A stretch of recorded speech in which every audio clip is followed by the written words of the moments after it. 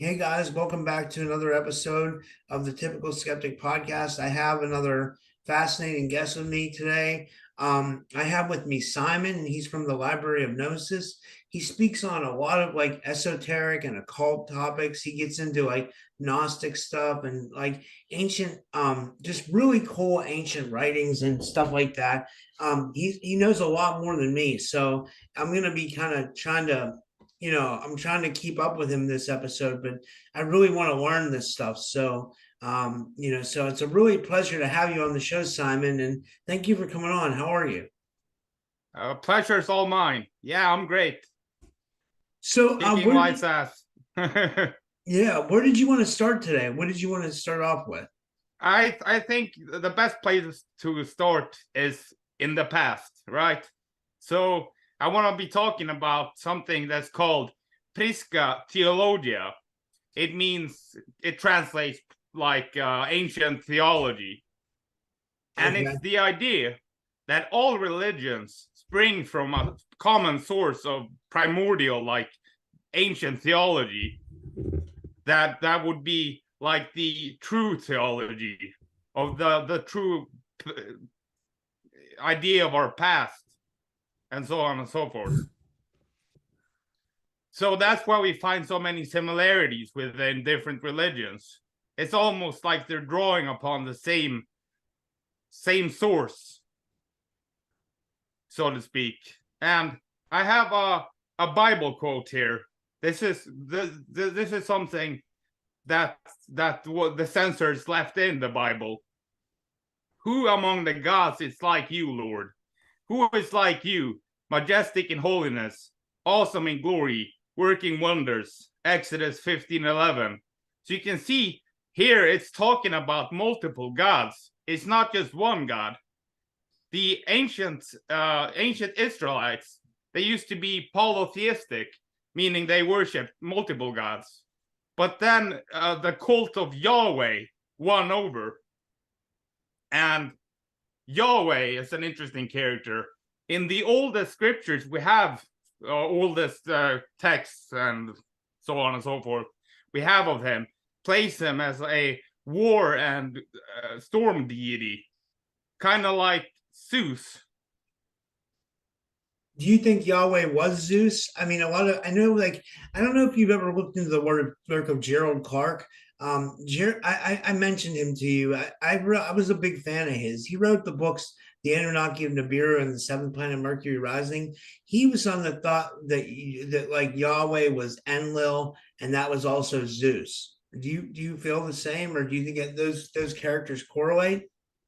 Yeah, exactly. I think it's the same characters from different cultural views. And I think Jupiter, of course, as well, the same as Yahweh and same as Enlil. It seems to be the same character. Yeah, one of the things that Gerald pointed out, and I've talked about this on other podcasts, was that there's like the main figure of the three main religions, which is Christianity, Islam, and Judaism. That's just Abram. He's like the patriarch of all those religions. Well, supposedly Abram's father, Terah, was a chief priest in the city of Ur, and the god that he was a chief priest for was Enlil. So I just find that interesting. I'm not sure if that's accurate or if it's for certain. I'm not sure if that's something Gerald got from Sitchin or because if it comes from Sitchin, I'm kind of like, I mean, because it's like I like to read the other translations as well, but so I'm not sure about that. Yeah, I can understand. It's really hard to interpret the past. Yeah, because we have stuff from coming from like so many different sources, right? You know what I mean? So like it's hard to It's a puzzle. yeah, it is for sure. Oh, I think Priscilla just joined us. Oh, she's just trying to join. Hey, Greetings. you're muted. Greetings. Hello. Nice to meet you. Yeah, this is Simon. He's from the Library of Gnosis, and he's kind of doing a presentation, and we're kind of just I'm interacting with him. But Perfect. Sorry, but I didn't mean to get you off track, Simon. Where were you at? I think it's time we step into my idea of what the savior is. Okay. And one of my favorite gods is Thoth from Egyptian mythology. And Thoth was said to have created himself through the power of language, exactly like Jesus is said, in the beginning was the Word, and the Word was with God, and the Word was God. One of Jesus' titles is the Logos, and Thoth's role in the pantheon was as a heavenly scribe and as the voice of Ra. You see there the Logos, it ties back in there. That's So interesting. that's Thoth covered. I'm gonna be covering a vast variety of different gods, who I think are the same character where we're reading it from. So one Enoch, Book of Parables, presents two figures, the Son of Man and Enoch. At first, they seem to be separate entities. Enoch views the Son of Man enthroned in heaven. Later, however, they prove to be one and the same. So I'm tying in Enoch here as well. And what makes Enoch so special?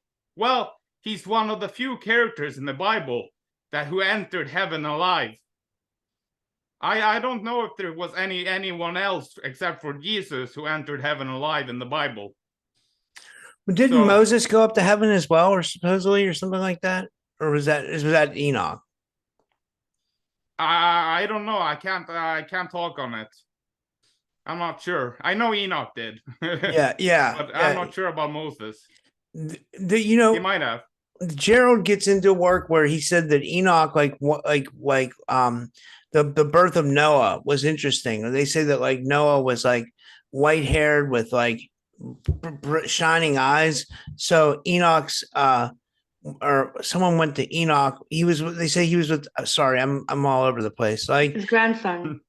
Yeah, his grandson went to the gods, and he was like who's this child that I was born? He thought that he went to Enoch, and Enoch was supposedly with the gods or something like that. Do you know this story? But Noah is Enoch's grandson. That's what I meant. And Enoch is Metatron. He's the only one with Sandalphon that have been changed into archangels, humans. Yes. Yeah. I was just about to say that. He evolved. No, it's okay. That's why I wanted you to join us, because like you're really smart and you know this stuff, Priscilla. So thank you. There we go. He was transfigured into the angel of Metatron. I have the quote. This Enoch, whose flesh was turned to flame, his veins to fire, his eyelashes to flashes of lightning, his eyeballs to flaming torches, and whom God placed on a throne next to the throne of glory, received after his heavenly transformation the name Metatron. That's from 3 Enoch. Yeah. He's the only one that can stay seated also when God enters a room or something. You know, he's a scribe, so really? He's allowed to stay seated. Yeah, Metatron. That's awesome. Mm-hmm. So further going with Metatron here, he was said he was called the Lesser Yahweh, and the ancient Israelites worshipped him 10 days out of the year. He was so important to them that they worshipped him almost like a god. Mm-hmm. And what's ties into Jesus here is that he was said to be the closest soul to God, Metatron. And who's the closest soul to God? If you ask a Christian, I mean, they say it's Jesus, right? Of course. So there we have that. That's interesting. Yeah. Yeah. I always feel that they're archetypes of each other, you know, like these beings. You mean like they're the same being? Like they're the same? Well, they're aspects, you know, they're different emanations from different times and different parts of their own evolutions, you know. But do you think it could be the same soul incarnating into a different being? Well, ultimately, we're all emanating from the one. So you know, and there's the 7 also, you know, rays. So yeah. Sorry, Simon, wherever you were going with that. What one idea I have, I want to tie in Mercury as well. He is like Thoth and Enoch. And what is the closest, if we say that Mercury is the closest soul to God, Mercury, Metatron, whatever name, then where was I? Then what is the closest? If we look at the Kepler looked at the solar system as an image of God, and the sun was the Father, and the intervening space was the Holy Spirit, and I guess the planets or the sun or whatever. And what is the closest planet to the sun, if the sun is the Father? What is the closest planet? It's Mercury. Do you know? Mercury. Yeah, exactly. As above, so below. Mm-hmm. It's reflected there. To me, the Mercury, Thoth, Hermes, even Archangel Raphael, they're all the emerald ray, you know, they're all the magician, healer, you know, archetype showing us things. So also others, you know, but most of these ones. The one I think the Gnostics cover the serpent in the garden a lot. It's an important topic there for Gnostics. They saw the serpent as a savior figure. In some texts he's Jesus. And this, I'm not an alchemist myself, but I do study it quite a bit. And in alchemy, the serpent, the symbol of the serpent, is what is used for Mercury. So I think it was Mercury who was in that garden and was talking to God. Well, it could have been Enki as well, because they say that that there's some texts that say that Enki was, or Thoth was Enki's son, and that if you read like Wars of the Gods by Chris Hardy, her name is, she writes about Enki's wisdom lines, and then she talks about the serpent knowledge that it was passed down from Enki to Thoth, and like that they created these wisdom lines and mystery schools. You know what I mean? I don't know, because it's so hard to prove anything. It's just like theories, right? You know what I mean? Yeah. But then it's interesting because you see, like they say Thoth went to Mexico or Mesoamerica, right? And that's where he continued. Yeah. He was Quetzalcoatl there. And when you see that in the designs, like the pyramids, like, you know, I have it on one of my things, Chichen Itza on the equinox, it has the serpent going down the pyramid. You know what I mean? And it's not just there, it's everywhere. That serpent knowledge is everywhere. It's almost like it was, and then also it seems like it was deviated because it's almost like they didn't want us to know about it. So they've like hidden from it, and they've like corrupted the serpent. Whereas the serpent can be a benevolent thing. It could be a wisdom, knowledge. It's the knowledge. Yeah. Yeah. Depending on agree with that, Priscilla?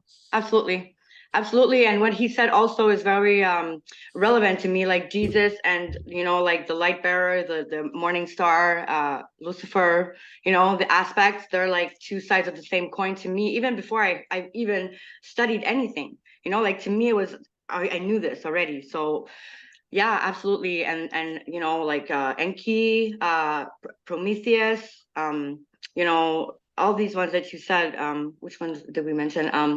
Thoth, Mercury, Thoth, Ningishida, you know, Ningshita. Yeah, he was Ningshita as well in the Sumerian tablets, right? Exactly. Yeah. So it's all the same being, presenting itself through time, you know, different aspects and different moments, and even them they evolve. So it's like, yeah. Well, there was Gerald took it even a step further. He thought that this being like incarnated through different bodies. He thought that Thoth was also like Buddha, Mercury, Jesus, and he thought that this being was like sent throughout time to like help mankind. And where he got that from was Hermes' conversation with Poimander, because he thought, you know, Thoth was Hermes as well. And supposedly when Thoth has that, or Hermes has that conversation with Poimander, who's supposedly like the universal consciousness, he tells Hermes that he's supposed to help mankind throughout time. So I think that's where Gerald got that idea from. I'm not sure. Again, I can't prove any of this. So and this also the know, intertwined serpents with the caduceus, that's the serpent. Yeah, also. the medical, that's our medical symbol too, right? Yeah, and it's the symbiosis of the brains also, the brain synchronicity, help me here, symbiosis, I think they call it, so that it connects. So it's all connected. Absolutely. Yeah. Amazing. Here in this Bible verse from John, Jesus is compared to the serpent. Just as Moses lifted up the serpent in the wilderness, so must the Son of Man be lifted up, that whoever believes in him may have eternal life. John 3:14. So we see they're connecting the serpent there with Jesus.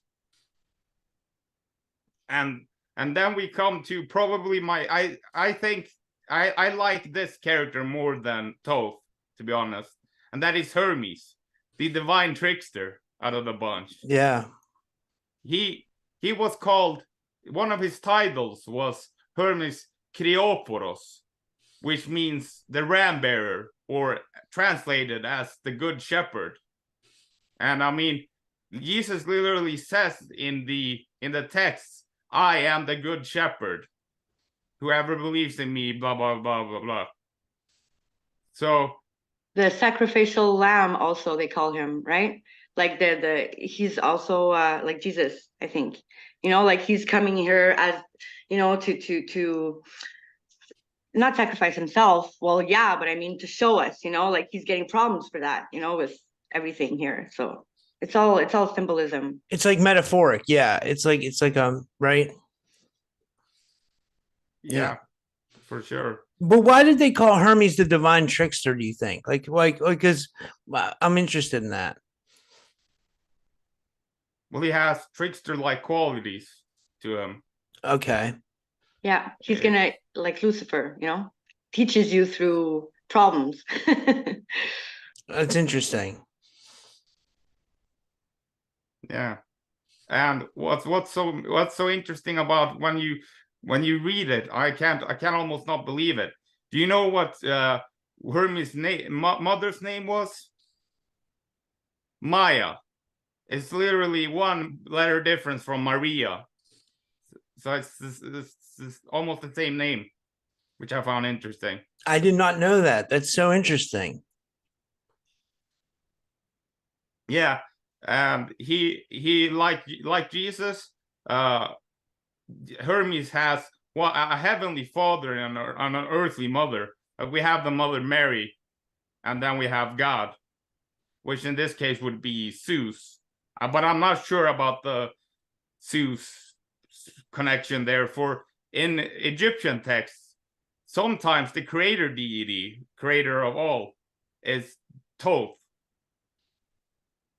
So we can't really place. I can't really place his father. I say it's the son, but that's just the symbolic representation of God, like what it represents: power, warmth.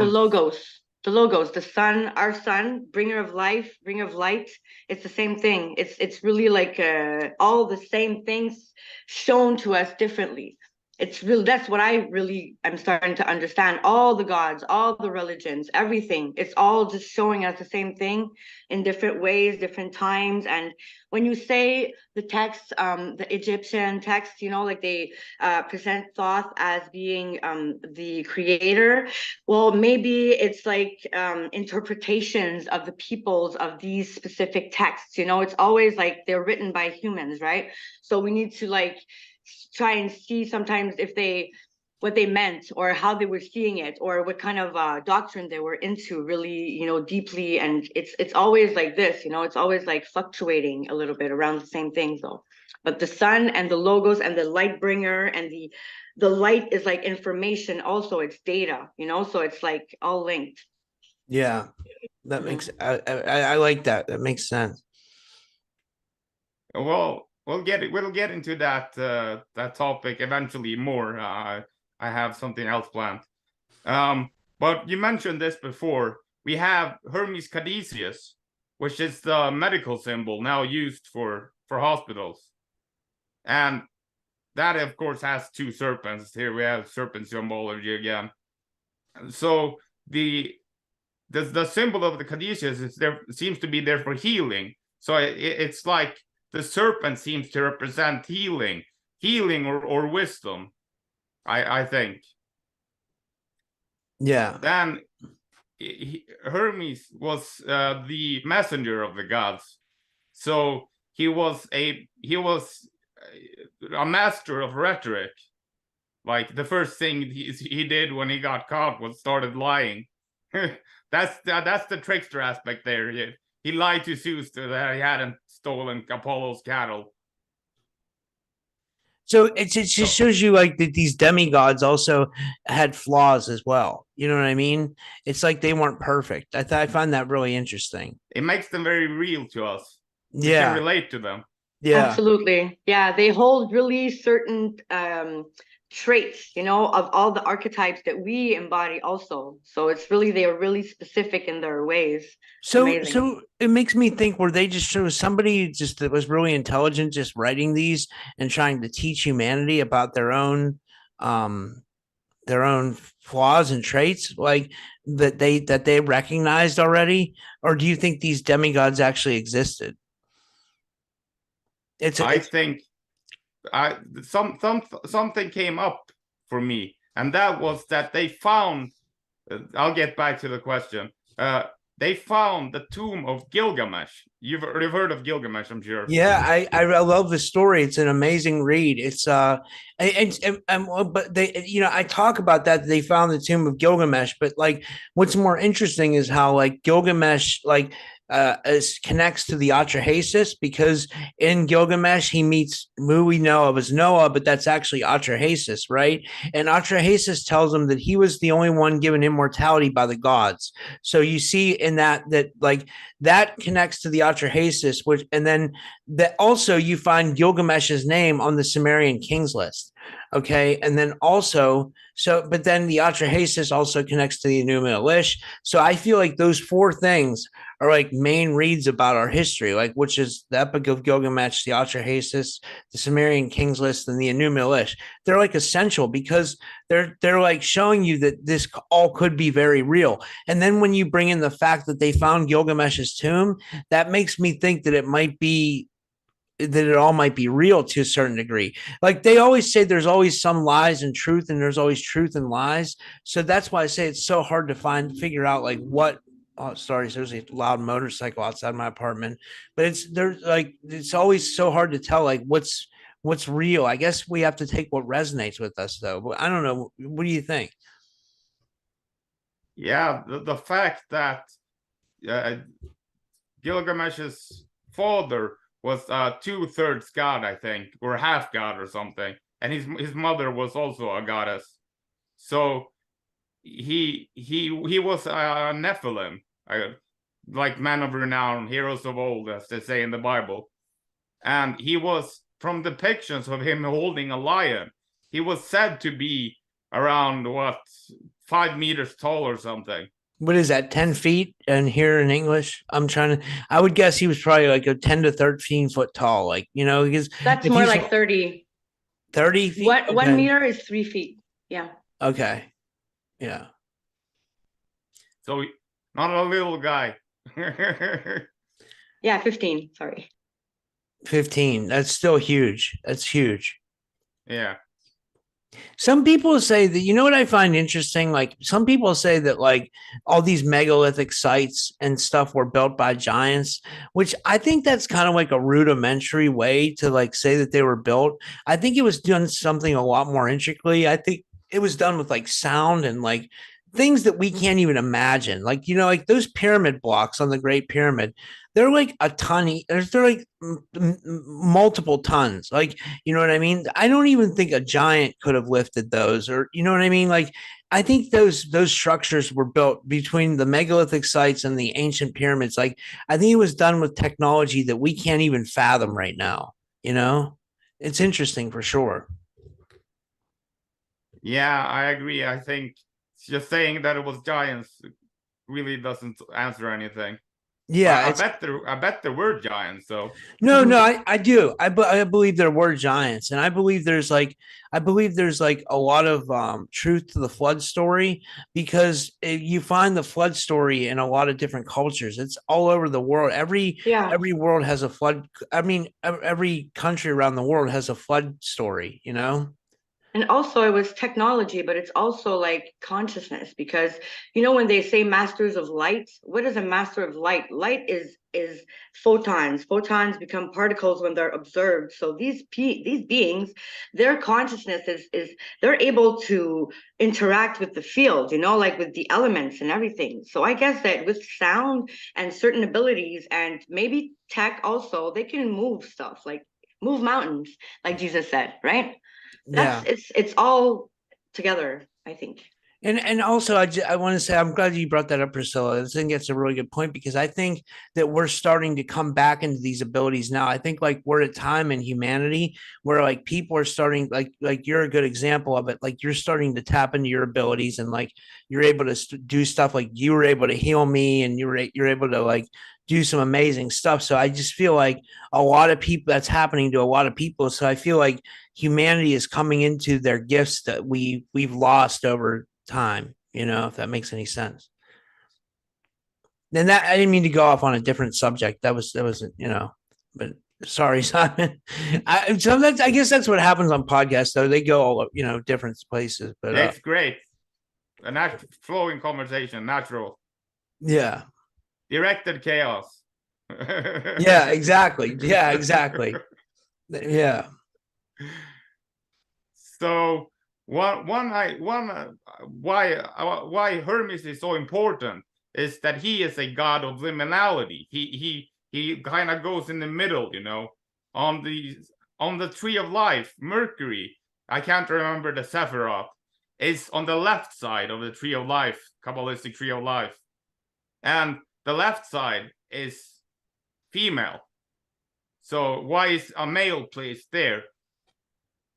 You see, he can play both roles. He has the feminine and the masculine equally like balanced.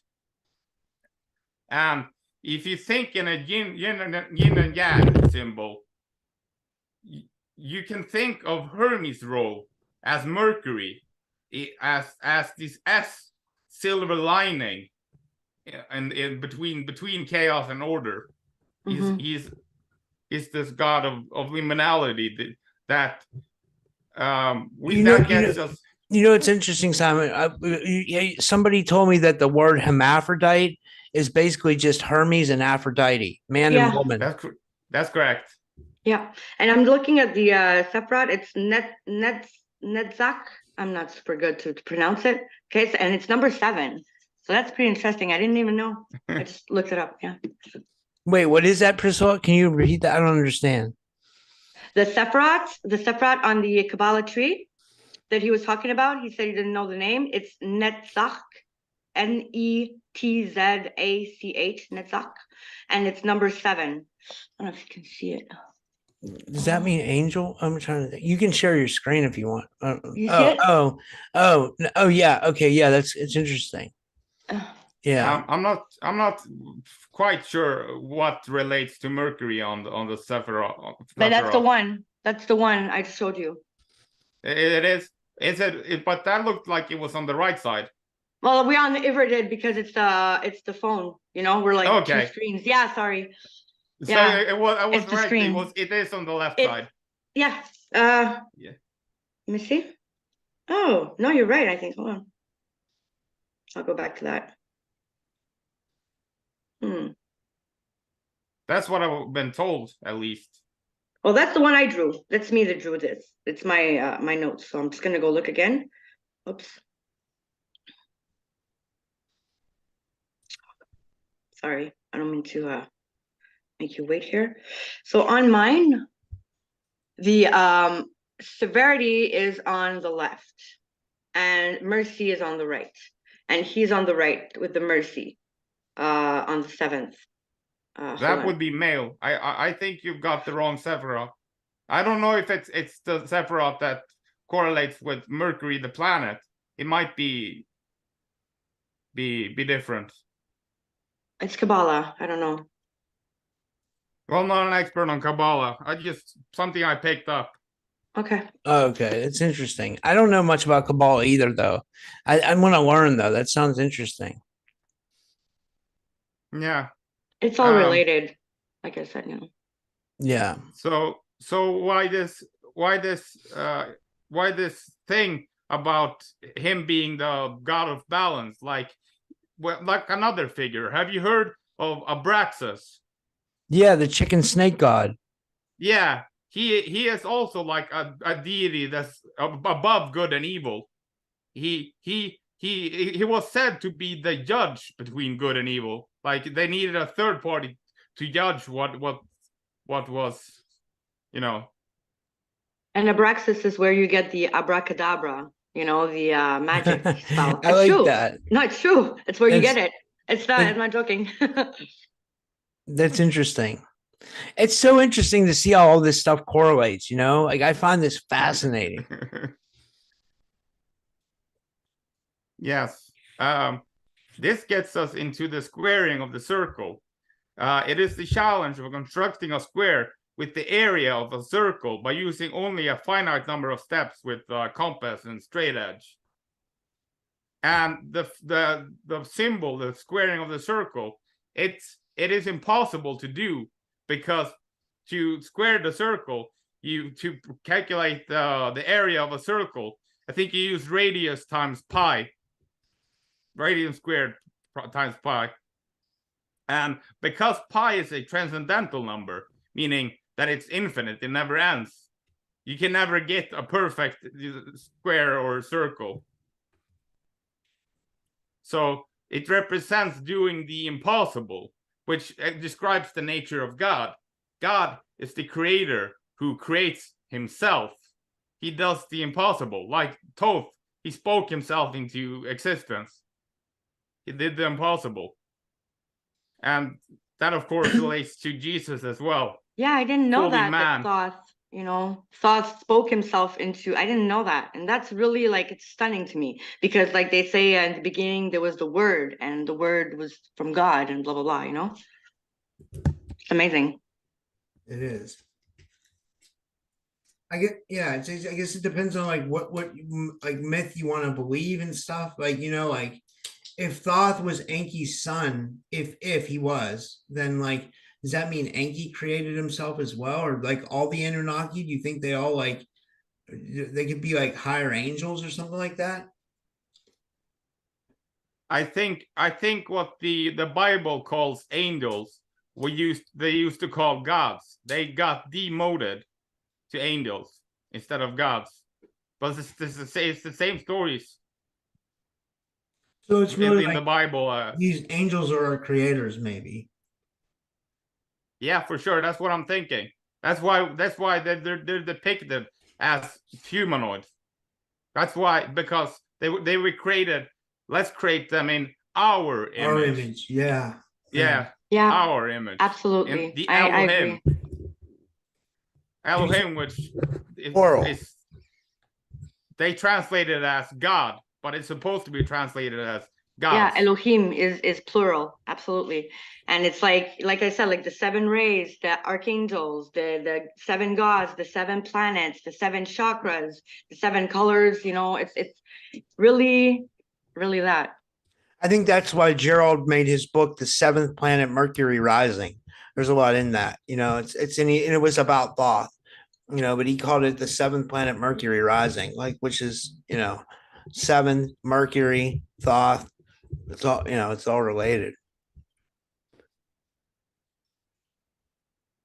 And another thing that links Jesus to Hermes is that Jesus was crucified next to what? 2 thieves. And what was Hermes? He was the god of thieves. So it symbolically connects him there with thieves. Behold, I come like a thief. A blessed is the one who stays awake, keeping his garments. On that may he not go about naked and be seen exposed. Revelation 16:15. So that's another comparison there with thieves. I wonder what he's referring to when he says like not going outside naked, not to be exposed. It's not talking about his body, of course. I'm thinking maybe his abilities, his divinity, like not to show everyone because they're gonna crucify you if you tell everyone what you know and stuff, like you think maybe that'd be about what he's talking about? Like to be careful, Like, you know? but he's like to go. I think they're saying he means like to go without knowledge, to be naked, to be, because when you're naked, you're exposed. You don't want to be exposed without knowledge. I think something like Okay, that. yeah, it could be like that too. It could be both. Mhm. I guess it's how you interpret it, right? It's not. Yeah. I don't know. No, It's everybody sees it different, and every interpretation is our own, we just link up to talk yeah. about it. Yeah. But I think it's good to like talk about this stuff because like it stimulates the mind and it like yeah. What do you think? Simon. I forgot Simon, sorry. Well, it seems like not go about be naked and seen exposed. It seems like a lack of knowledge, like being unprepared for something. Okay. Thank you. That's what I'm thinking. Yeah. So enough about the topic of Jesus. What about hell? What is hell? So I want to read a Bible quote here. And do not fear those who kill the body, but cannot kill the soul. Rather fear him who can destroy both soul and body in hell. Matthew 10:28. So this explains it. This is what hell is. It's the destruction of your soul. It's not eternal punishment. The eternal punishment is death, permanent death. You won't reincarnate again. You'll be like a part of the monad, I think, like source consciousness. When that's going to hell, you burn up and your soul is consumed. Losing your consciousness. Yeah, losing your ability to be self-aware. Yeah. So I guess the atheists are right. It's the end for them when they That's funny. Yeah.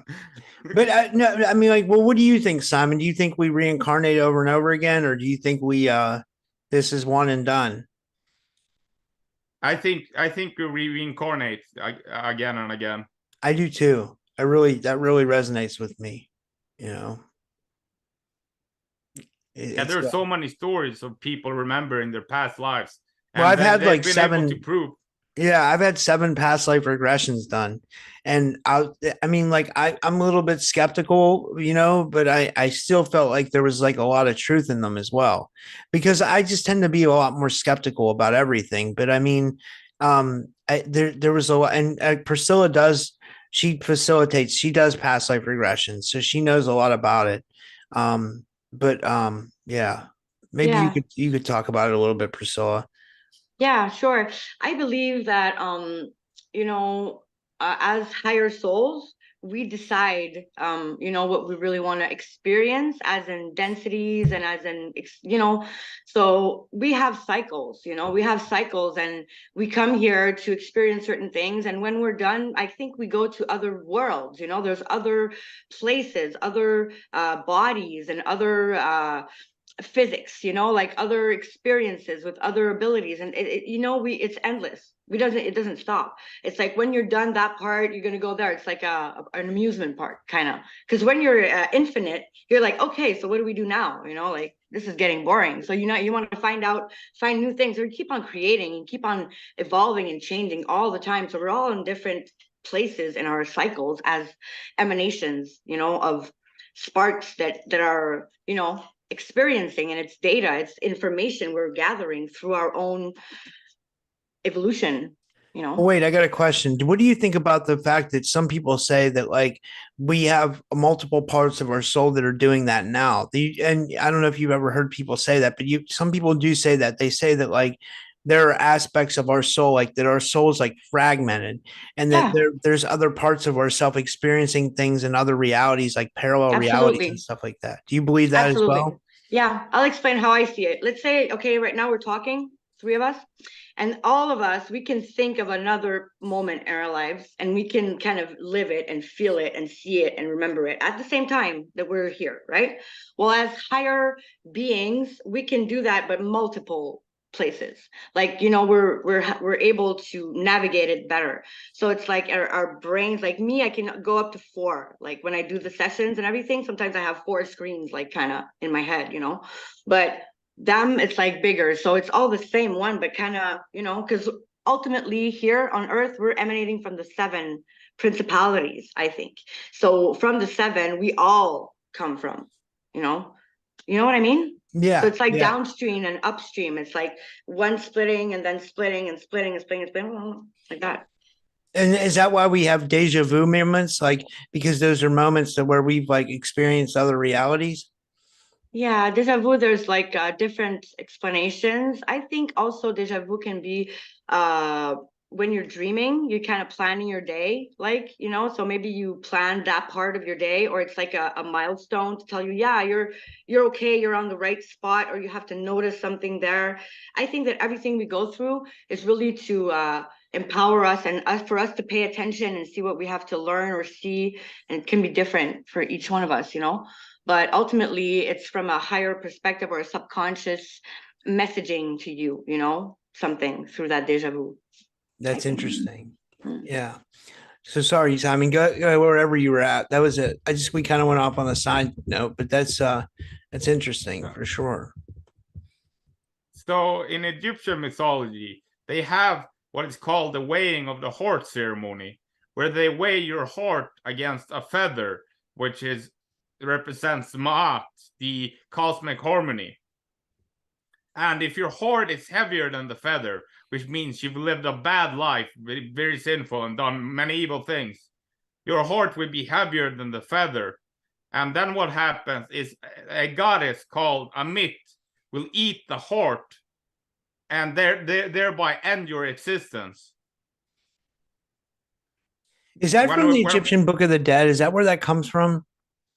Wow. I don't know. I think amazing. It comes from paintings as well. Yeah, absolutely. I knew this, but I didn't know about the other goddess. What's her name? The one that eats the heart? Amit. Amit? No, I didn't know her. That's amazing because, I knew about Mahat, I knew about the weighing of the heart. And, like if you're feeling guilt or shame and stuff like that, that's the heart that's heavy, because of what you did.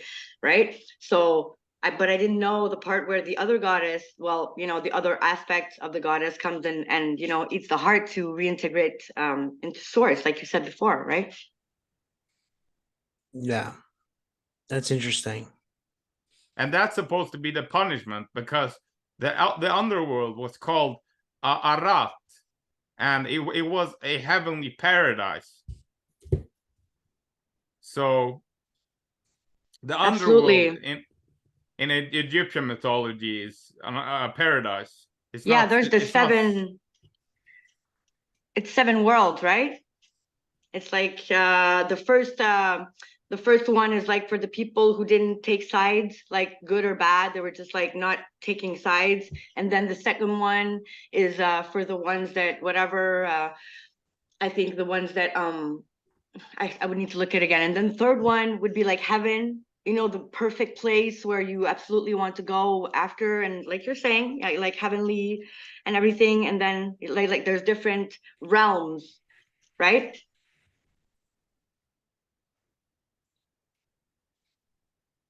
Yeah. I'm not sure. I've heard expressions like 7th heaven, that the Bible speaks about multiple different heavens, but I haven't researched it enough to speak about it. Yeah. Okay. I, the Lord, search the heart and examine the mind, to reward each person according to their conduct, according to what their deeds deserve. Jeremiah 17:10. You see here, he examines the heart. It's describing the after-death process. And from what I've read, what happens when you die is that I've heard from near-death experiences, for example, your astral body starts separating from your physical body, and you start floating up in the sky. And that begins your astral journey, where you travel through our solar system, through the different planets, and each of them has a judge. So it judges your karma. And wow, that's amazing. And the planet in charge of the reincarnation process is Saturn. Yeah. Which is the god of karma and so forth. Well, now what's interesting about that is there's like the Saturn cults and the black cube of Saturn. They say that the elites worship, you know. So there's something definitely tied to Saturn. It seems like I know that Ellen King comes on my show and she says that our whole construct is Saturn. And she said Saturn is much more involved than we would even know. And I don't even quite understand that, but like that's what I was told, you know. I understand it. Saturn is like also a Satan, you know, like they call it, you know, like Saturnalia, Christmas, you know, it's like very, it's very there, even if we don't know. Okay. Yeah, just look at the Queen's Guard. The colors of Saturn are, of course, with what you're wearing, red and black. Those are the colors of Saturn. And look at the Queen's Guard, red and black. There's obviously they're trying to represent Saturn. Yeah, that's interesting. So, in the story of Osiris, he has I don't know if it's his brother or something, half brother, Seth, who Seth eventually kills Osiris and throws his body like in 70 different places or whatever. And they have to search it up and find all the parts to put him together. And they missed one thing, you know, that was the penis. So Thoth taught Isis the secret magical formula to bring Osiris back from the dead. And why this is Thoth's role is because he like not Hermes is a psychopomp, which means it's the guide for the souls in the afterlife. Yeah, this was also said. The souls to the afterlife, right? He's a guide to the afterlife. A psychopomp's a guide to the afterlife, right? Yeah, and he knew the secrets of life and death. Hermes was said to be one of the only gods who could travel the different planes of existence freely. So of course he would know the secrets of life and over death. You know what's interesting is like when you read like the Emerald Tablets of Thoth talks about how he has these out of body experiences and he's able to like travel all the realms like pretty freely like that. Like, so there again, you see like a correlation to like Hermes and Thoth, you know, which I wonder who wrote those Emerald Tablets. I wonder if it was actually Thoth or if it was just someone that was like really highly esoterically knowledgeable, you know, because they never actually found the real Emerald Tablets. You know, they say, again, I'm skeptical, but I mean, it's I believe it though. I want to believe, you know. I think you have like the Emerald Tablets of Thoth, which is like 7 tablets, I think. Those are like channel material. They're not real historical works. Yeah, it was written exactly. That's what. Yeah. But there is an Emerald Tablet. Yeah, it's called the Emerald Tablet of Hermes, not Thoth. Yeah, and it's a very short and cryptic text. It's a very short and cryptic text. It's not. I thought the Emerald Tablets of Thoth was the real deal from the beginning. Don't they have it? Don't they have it tablets in a museum? Like they have one Emerald Tablet, but the Emerald Tablets of Thoth they never found. I mean, they say that, like, if you read the thing, they'll say that Dr. Doriel found them under the Chichen Itza pyramid, but there's no proof to that. And they don't have the actual physical emerald tablets. Like, those are just like channeled, like he said, they're like channeled work. Like, but it could, but there's no proof that they were channeled either. We don't know where they came from. We don't know who wrote them. They say that Thoth wrote them, but we have no proof. You know what I mean? So it's like, it's bizarre, but it's interesting for sure.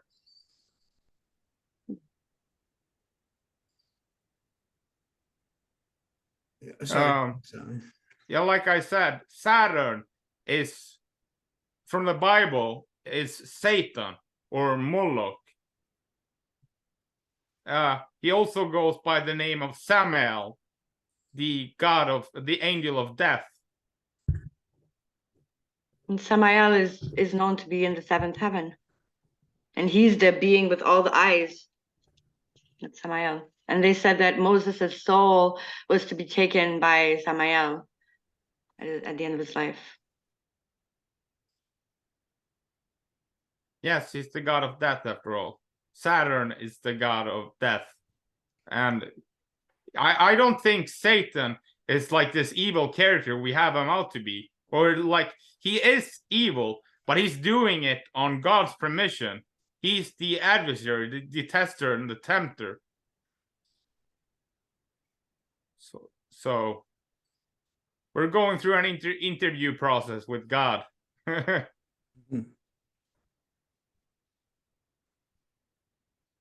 I form the light. I create evil and good. It's from the Bible. I can't remember the quote exactly, but he says it. And Samael is supposed to be an angel subservient to God. Same with Satan.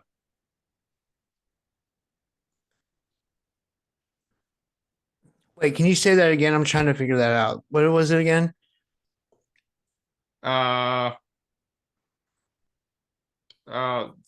Satan is an angel. Satan is an angel subservient to God. Like, he works on. He's the wrath of God. He's the wrath of God. He's the one that does the bad work. You know, like, he's the one. He's ultimately, all is from the one here. You know, like the good, the bad, and everything in between. It's duality. Right. Yeah, Samael, he is his servant. He's the one that's going to do the bad work, you know, like the work, but for God, he's in the seventh heaven. So he's right. That's interesting. This is all such interesting stuff, Simon. I love it. Yeah. And like I said, the people who rule this world, they are followers of Saturn. Yeah. They're basically Satanists or Molochians. Yeah. Yes. We see that. There's a lot of evidence of that too. There is, that is true. Yeah. Yeah, and I think they have figured out how to transverse the soul into a chosen vessel for them. Why do you say that? Why I say that? Because if you look at the bloodlines, they're always in bloodlines. Why is bloodline so important to them? Well, of course, Osiris was reborn in his son Horus, so it's family ties. That's why bloodlines are so important to them, because they reincarnate through bloodlines. Yeah. And I think they can recall things from their past lives, like they've mastered, so that they can remember more of their past lives. Yeah, like transcend the veil of forgetfulness. Yeah. Yeah, I think they transfer with their memories, you know, into the other body. Do you think they transfer into like an adult body or like a baby? A baby. Okay. So they're just repeating the whole life cycle over again. Yeah. That's what I think, at least. I mean, I can't prove it. That's really interesting. That's really interesting because, like me, I studied a lot of things, different things, like everything. So it's not like something that I've never heard. I've heard this, and it makes a lot of sense. Also, when they talk about all the misinterpretations of everything that they would do and why and everything, and ultimately not to lose your memories and like to transcend death and to change bodies and to keep your memories would be like being a little bit like a higher being, like I explained that they can navigate, different perspectives at the same time. Really deep, deep, deep stuff. Yeah. Something I want to research more is the celestial spheres. I can't really find a travel guide for it. Like what planets does what thing. I only know of Saturn so far. But what does Venus do? What does that have to do with lust or the seven deadly sins? Are those related to the planets? Well, Venus is also Ishtar, and it's also the morning star, and it could be Lucifer, and it could be Inanna, and it's like archetypes, and it's like yeah, not the lust, every but more god of had the their. attraction, Oh, sorry. Yeah, I was going to Not say okay. every god had a planet named after them. Yeah, and it's really the archetypal like I said, like like Thoth, he has certain trickster attributes. Well, like Venus, it would be like maybe more like a seducer, okay, like seducing, and again, kind of trickster, but it's always lessons, I guess, so it's different types of, yeah. Like Enki's planet was Neptune, by the way, and That's the I water know like world, and underworld. yeah, and then like Nanar Sin, who was Enlil's son, his planet was the moon, which was why he was like the moon god. And also they called him Allah, which I find which is weird because like And Shiva also is the moon god, I think. yeah, yeah. But that's like a different like I think Shiva's like Yeah. it's Egyptian, Yeah, but it's it's Sumerian. not Egyptian. It's Oh, Indian. Hindu, Yeah, sorry, but Hindu. when all them, it's all the same thing. It's all that you're gonna find the same archetypes in all these religions. That's really what's It boils crazy, down. Yeah, you're Yeah, exactly yeah. right. Mm. That's interesting. That's why I like studying all of it, so I can kind of understand it in a you know Yeah, no, I 360 love it. way. Yeah, Yeah, so you can yeah. cross reference and.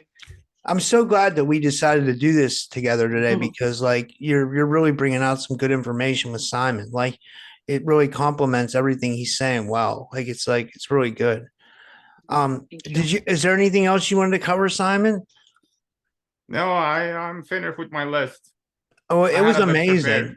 amazing. I think it's perfect timing because I think yeah, what did you want to tell everybody where they can find you and thank you and Yeah, they can find me at the Library of Gnosis on YouTube, Spotify, Odyssey, BitChute, Rumble. I'm basically on Amazing. all. yeah. And Priscilla, do you want to tell everybody where they can find you? And Yeah, I have a YouTube channel, Priscilla Lapierre, and Facebook, Priscilla Catherine Lapierre. There. okay. Well, thank you so much again, guys. And yeah, until next time. And thanks, guys. Have a good night. Thank you. Thanks.